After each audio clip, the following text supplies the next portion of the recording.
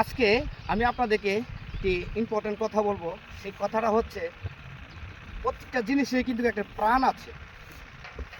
প্রত্যেকটা জিনিসেরই একটি প্রাণ আছে। যেমন বিলেরও একটি প্রাণ হচ্ছে এই হাল। এই যে দেখেন, এটা বিলের মাঝখানে একটি হাল। এই হাল দিয়ে কিন্তু পানি চলাচল করতেছে। এই পানি চলাচল করতে গিয়ে কিন্তু আশেপাশে যে জমিগুলো আছে, সেই জমিগুলো কিন্তু অনেক অনেক উপকার হইতেছে। কারণ যেই বিলের মাঝখানে দেখবেন এরকম একটি হাল থাকে, সেই হাল থাকলে সুযোগ সুবিধা অনেক দিক সুযোগ সুবিধা। যেমন আপনার ইঞ্জিনে ব্যবহার করা লাগতেছে না, যেমন ইঞ্জিন দিয়ে অনেকে পানি জমিতে দেওয়া হয়। সেভাবে কিন্তু সহজে পানি এখান থেকে সংগ্রহ করতে পারছে। তো এই যে হালটা আমার কাছে দেখে অনেক অনেক ভালো লাগলো। সামনে কিন্তু একটি ব্রিজও দেখা যাচ্ছে, ব্রিজও আছে মানুষের যাতায়াত করার জন্য।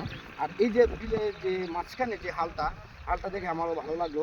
যে আশেপাশে যে জমি চাষ করছে, এই পাশটা দেখেন অনেকে ধান চাষ করছে।